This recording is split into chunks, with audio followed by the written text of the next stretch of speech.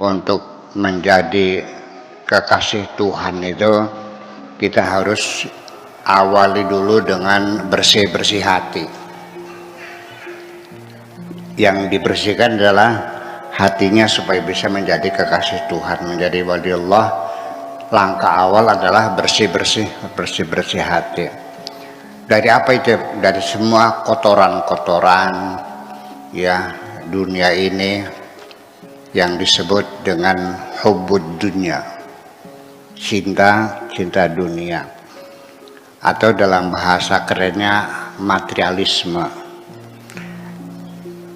Bahwa ini sangat berbahaya sekali bagi hati seorang kekasih Tuhan ketika hatinya masih mencintai dunia. Kita saja orang yang bukan waliullah, santri biasa, orang biasa, ketika pikiran kita sudah dirasuki oleh materialisme, saya merasakan sudah tidak nyaman lagi kok. Kenapa? Karena dengan materialisme ini nilai-nilai moral menjadi berubah semuanya. Ya, kaidah-kaidah sosial, kemuliaan, kesolehan hilang berdasarkan materi. Sekarang kamu masih menghormati orang yang soleh dengan tulus ikhlas, ya dicium tangannya, betul nggak? Pulangnya diamplopin entah berapa isinya. Yang penting Anda hormati orang baik, orang soleh, orang berjasa. Nanti ketika hubud dunya sudah menguasai hatimu, semua tolok ukur penghormatanmu kepada manusia berdasarkan materi. Kalau yang datang orang kaya dihormati, kalau yang datang orang miskin ya. Mencari suami, kalau yang lamar orang kaya diterima, kalau orang miskin, tapi dia orang soleh kok, dia soleh, orangnya baik, tapi miskin, diterima nggak? Ya, ini semacam ini. Apalagi orang lain, orang tua saja yang sudah otaknya sudah tercemar dengan materialisme ini, dalam mendidik anak juga berdasarkan materi. Betul nggak? Siapa anak yang disanjung-sanjung setiap hari adalah yang sukses menghimpun materi sebanyak-banyaknya. Betul nggak? Namanya siapa? Ingat nggak? Hasan. Padahal anaknya bukan Hasan aja, ada juga namanya Abdullah. Dia imam musola, ngajar Al-Quran di desanya, yang soleh, tokoh masyarakat, ya kan. Tapi karena miskin nggak pernah disebut-sebut kok. Namanya siapa? Karena dia miskin dipanggilnya juga dulek. Setiap hari yang diceritakan itu anaknya yang kaya, merasa bangga. Lagi-lagi cerita Hasan. Ya, barusan beli rumah seharga 10 miliar. Nanti ada tangga lagi, datang lagi ceritanya Hasan lagi. Beli mobil apa? Kampung apa mobilnya? BMW. 2 miliar ya. Diceritakan lagi. Si Dulek diceritakan enggak? Enggak kok. Ibu-ibu, anak yang kaya ditambah modal, anak yang miskin diinjek. Biasa itu saya tahu kok. Betul enggak? Itu semacam itu. Kalau yang datang Haji Carmun, sawahnya 80 hektar, dihormati luar biasa. Masuknya dari pintu depan, pintunya dibuka lebar, silahkan masuk. Ya, joknya, kursinya yang kotor dibersihkan dengan sorbannya dulu, minumannya ditawarkan, minum apa, kunjuani pun apa, teh tubruk, kopi, susu, coklat, stroberi, segala macam minuman ditawarkan. Kuahnya apa? Semuanya keluar biskuit dari Australia. Karena yang datang siapa? Haji Carmon. Begitu yang datang Bitarmi, dari mana masuknya? Di belakang. Saya merasakan, bukan katanya, saya merasakan sendiri. Iya, ketika saya masuk di Pamanukan sana, masuk restoran, pakai mobil kijang komando tuh, yang kijang bak tuh. Ya masuk sendiri, duduk sendiri, ngambil sendiri, makan sendiri. Begitu saya datang yang lain waktu lagi dengan bawa BMW, langsung di pintunya dibukakan, kursinya disorongkan. Ya kenapa? Ya, itulah kejahatan awal materialisme itu merusak kemanusiaan. Bebaskan dulu hatimu dari belenggu-belenggu materi itu. Nanti apa indikatornya? Kamu sudah bersih atau belum hatinya? Tolok ukurnya gampang. Ketika batu kali dan berlian sama di dalam hatimu, berarti Anda sudah bersih hatinya. Ketika uang sama koran sama-sama kertasnya. Mobil Mercy dengan kaleng sama. Kaya miskin sama. Sehat sakit sama. Disanjung dihina sama. Sudah sampai situ belum? Belum. Ya, itu dulu selesaikan. Baru Anda bisa diaku sebagai kekasih Allah. Ketika kita sudah melihatnya sama, tidak ada perbedaan batu dengan berlian, sama-sama batunya. Kalau orang yang masih materialisme, masih ada materi, maka kalau batu didudukin, ya kan itu. Kalau berlian taruh di atas kepala. Syekh Abdul Qadir Al-Jailani itu berliannya dipakai buat menata kloset. Ya, sampai orang yang numpang peraknya nggak bisa berak. Akhirnya keluar lagi. Nah, artinya begini. Dan sudah sampaikan bagaimana kiatnya supaya Anda bisa merasakan perasaan yang sama ketika disanjung dan dicaci maki. Atau disanjung, seneng nggak? Mbak Ani dicaci maki, sakit hati nggak? Wajar, berarti masih wajar. Nah, bagaimana supaya disanjung dan dicaci maki adalah sama? Kemarin sudah saya sampaikan kiatnya adalah bahwa kenapa saya tidak tersinggung dicaci maki orang. Karena saya yakin saya ini bikinannya Allah. Jadi kalau saya diberi kehebatan, yang hebat Allah, saya mau dikasih je. Ya, kalau saya ada kekurangan yang memang Allah yang menentukan. Jadi ketika orang itu menyanjung saya, berarti menyanjung yang menciptakan saya. Ketika saya dicaci maki, berarti orang itu mencaci maki. Mbak Ani ngasih sambal goreng buat saya.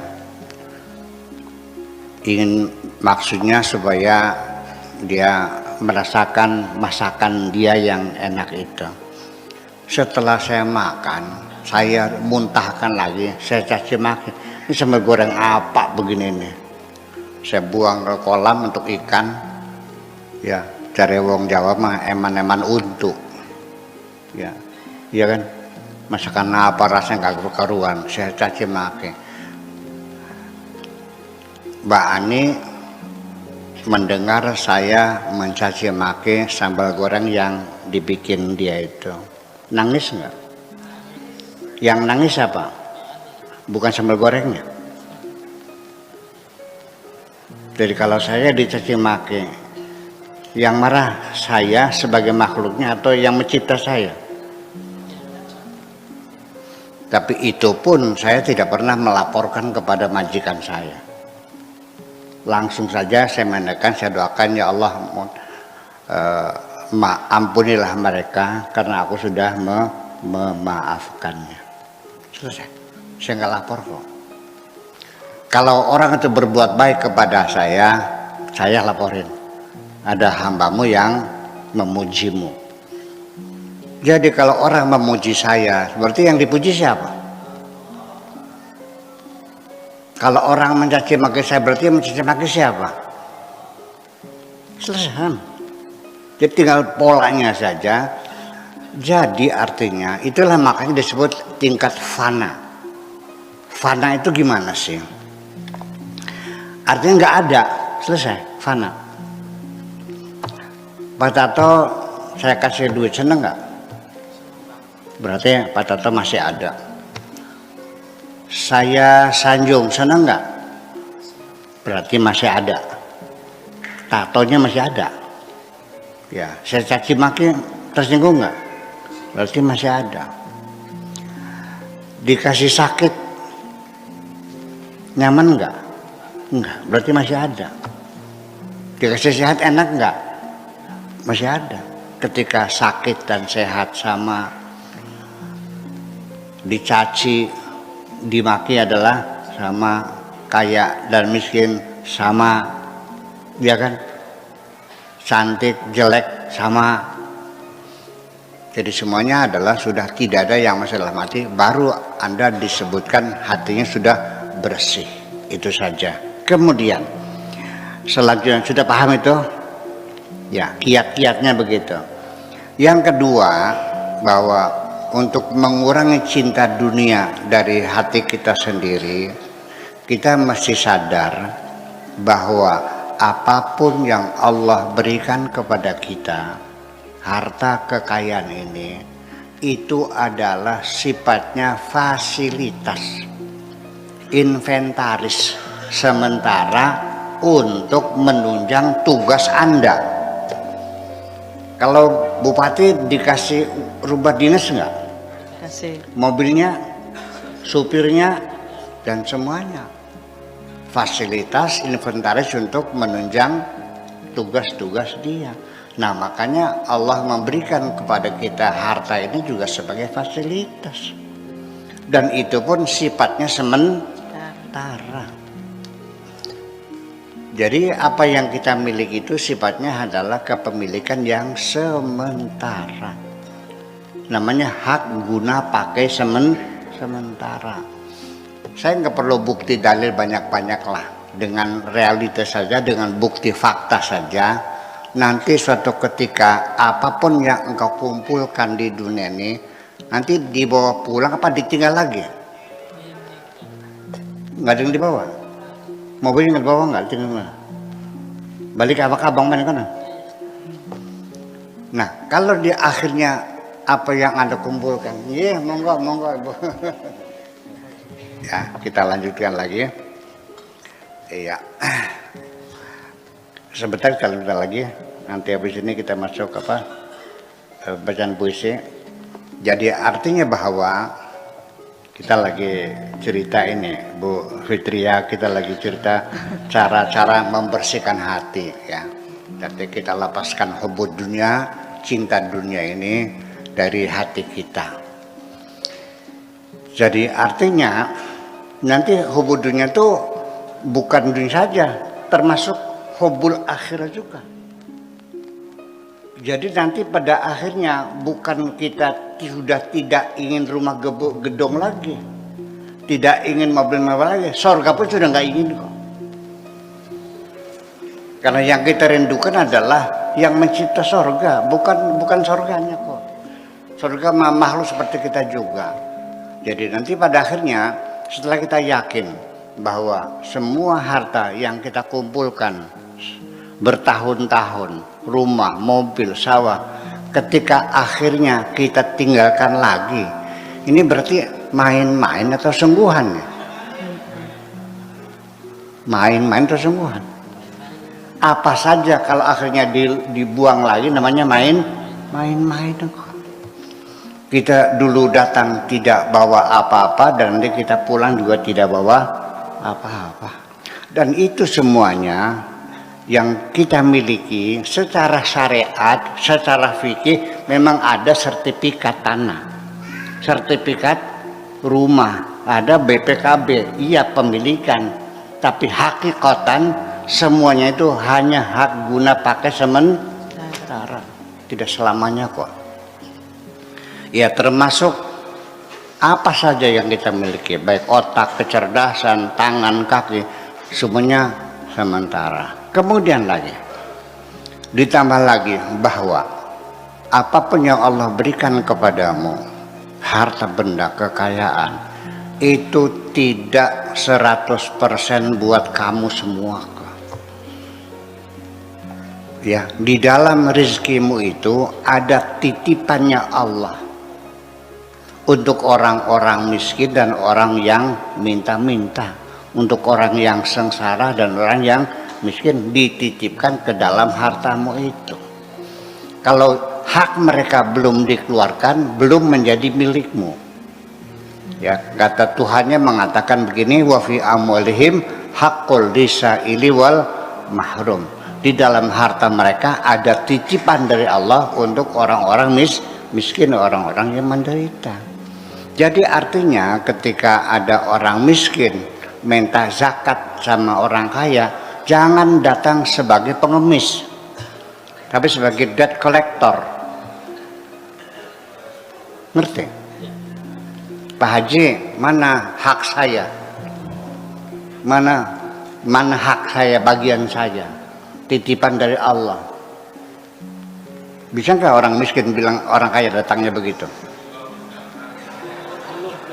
Belum bisa ya? Itu hak mereka. Jadi sehingga artinya kalau itu hak orang miskin, ya yang berkewajiban siapa? Orang kaya. Yang berhak orang miskin. Maka ketika orang kaya bagi zakat, apakah orang miskinnya dipanggil atau orang kayanya harus datang ke orang miskin? Nah iya dong. Ini kan aneh. Orang kaya mau keluar zakat, orang miskinnya dipanggil, suruh ngantri sampai diinjak-injak supaya banyak yang mati. Pernah dengar nggak orang ngantri zakat sampai mati? Bener begitu tuh. Iya. Apalagi diberikannya sambil dipertontonkan. Fakir miskin, yatim piatu naik panggung, terus bagi-bagi amplop salaman. Dikiranya bener gitu tuh. Menghinakan orang miskin di atas panggung. Dan kau menunjukkan kekayaanmu itu. Nah itulah persoalannya.